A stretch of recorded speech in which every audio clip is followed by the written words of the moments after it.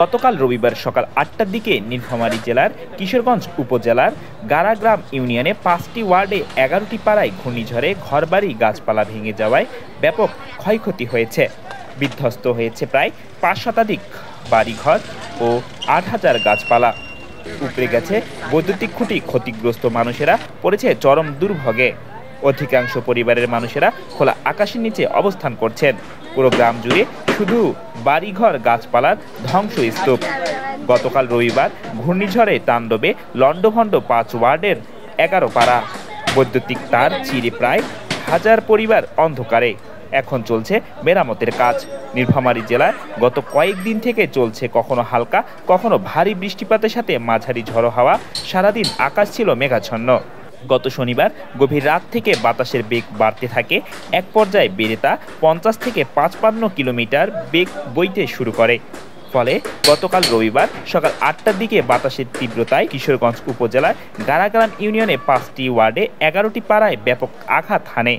মাত্র ৩৫ সেকেন্ডের দমকা হাওয়ায় প্রায় ৫ শতাধিক ঘরবাড়ি ও ৮,০০০ গাছপালা ভেঙে যায়। বিদ্যুৎ বিচ্ছিন্ন ও খুঁটি উপড়ে যাওয়ায় প্রায় ১,০০০ পরিবার অন্ধকারে। আজ সকাল থেকে ক্ষতিগ্রস্ত পরিবারগুলো ঘরবাড়ি মালামাল সরিয়ে নিচ্ছে। নতুন ঘরবাড়ি তৈরির জন্য প্রস্তুতি নিচ্ছে অনেক পরিবার। বিত্তবান অনেক পরিবার গতকাল থেকেই তাদের ঘরবাড়ি মেরামতের কাজ শুরু করেছে। হতদরিদ্র অনেক পরিবার খোলা আকাশের নিচে বসবাস করছেন। পল্লী বিদ্যুৎ অফিস থেকে বৈদ্যুতিক খুঁটি মেরামতের জন্য ও উপড়ে পড়া খুঁটি সরানোর কাজ ইতিমধ্যেই শুরু করেছেন। হ্যাঁ, গতকাল ঝড়ে আমার একটি গরু মারা গেছে এবং ঘর চূর্ণ বিচূর্ণ। আমার একটা ছেলের পিটিতে কাঠ পড়িয়ে জখম হয়েছে। হ্যাঁ, সবাই আসছে, দেখাশুনে করছে, সবাই নাস্তা পানি দিয়েছে। আমরা যে কোথায় থাকবো, কোথায় কি করব বাচ্চা কাচ্চা নিয়ে, এটা আর কেউ বলে নেই। আমার ঘর বাড়ি কিছু নাই বাবা, সব ভাঙ্গি গেছি। আমরা কোটে থাকবো, কোথায় না থাকবো, কি করব কি না করব বাবা। আমার ঘর বাড়ি কিছু নেই বাবা, দয়া করি দেখে একটু দেনেন। হয় তা তোমার আল্লাহ তাআলা তোমরা ভালো করলে হয় বাবা। এরকম ঘূর্ণিঝড় জীবনে এই দিক কখনো হয় নাই, আর আশেপাশে এরকম এত বড় ধরনের ঘূর্ণিঝড় কখনো কোথাও শুনিনি আশেপাশে আমাদের এই ডিস্ট্রিক্টে বা পাশাপাশি কোনো ডিস্ট্রিক্টে। যাই হোক, গতকাল আনুমানিক ৮টার পর ৮টায় ২০ মিনিট বা ২৫ মিনিট এরকম হবে, এরকম সময় বৃষ্টি তো মধ্যরাত থেকে চলছে। আমি ঘুমন্ত অবস্থায় ছিলাম। বৃষ্টি এবং বাতাস কঠিন বেগে যখন শুরু হয়ে গেল, তখন পাশের রুমে আমার মেয়ে, ছেলে, বাচ্চা কাচ্চা ওরা যখন চিল্লাচিল্লি শুরু করছে, তখন আমার ঘুম ভেঙে যায়। উঠিয়ে আমি আমার রুম থেকে ওই রুমে দৌড়ে যাই। দৌড়ে যাওয়ার পরেই এদিক আমি যেটা রুম ছিলাম সেটা রুম সহ সব মেছাকার হয়ে গেছে। উপজেলা প্রশাসন বলেন, ঝড়ে প্রায় ৫ শতাধিক ঘরবাড়ি ক্ষতিগ্রস্ত হয়েছে।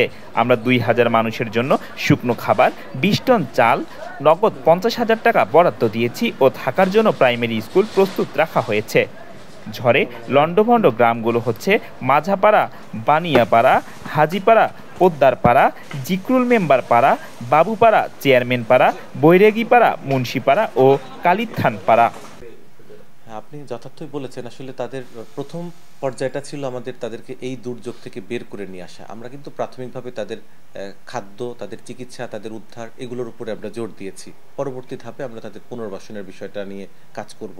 ইতোমধ্যে আমরা জেলা প্রশাসক স্যারের মাধ্যমে দুর্যোগ ব্যবস্থাপনা অধিদপ্তর এবং আমরা ক্যাবিনেট ডিভিশনেও কিন্তু আমাদের এই ক্ষয়ক্ষতির পরিমাণ নিরূপণ করে আমরা পাঠিয়ে দিয়েছি এবং আমরা আশা করছি যে ক্ষয়ক্ষতির পরিমাণ মানে কতগুলো বাড়ি, তাদের কতগুলো ঘর ক্ষতিগ্রস্ত হয়েছে, ফসল কীরকম ক্ষতিগ্রস্ত হয়েছে। আমরা যেমন আমাদের মানে ফিল্ড ক্রপ যেগুলো আছে, ধান বা অন্যান্য যে ফসলগুলো আছে, সেখানে খুব বেশি ক্ষতি হয়নি। সেখানে হয়তো ৫-৫.৫ লক্ষ টাকা এই সমমূল্যের মূল্যের ক্ষতি হয়েছে। আমাদের কিছু মাছের ঘেরের মাছ বের হয়ে গেছে, সেখানে কিছু মৎস্যজীবীদের প্রায় কয়েক লক্ষ টাকা বা কোটি টাকার উপরে এরকম ক্ষতি হয়েছে অনেকের সম্মিলিতভাবে।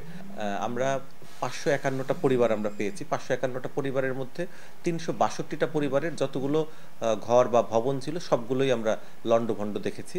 আর বাকি যে প্রায় ২০০-র কাছাকাছি পরিবার, এই পরিবারগুলো আংশিক ক্ষতিগ্রস্ত হয়েছে। তা আমরা আশা করছি যে আমরা টিন এবং আর্থিক সহায়তার জন্য সর্বোচ্চ মহলে আমরা আবেদন জানিয়েছি। আমরা আশা করছি যে এই আবেদনের অনুকূলে আমরা সাড়া পেলে আমরা সেই উপদ্রুত মানুষগুলোকে টিন বা অর্থ সহায়তা বা অন্য যে ধরনের সহায়তা আমরা পাবো সেই সহায়তাগুলো দিয়ে তাদের পাশে থাকতে পারবো।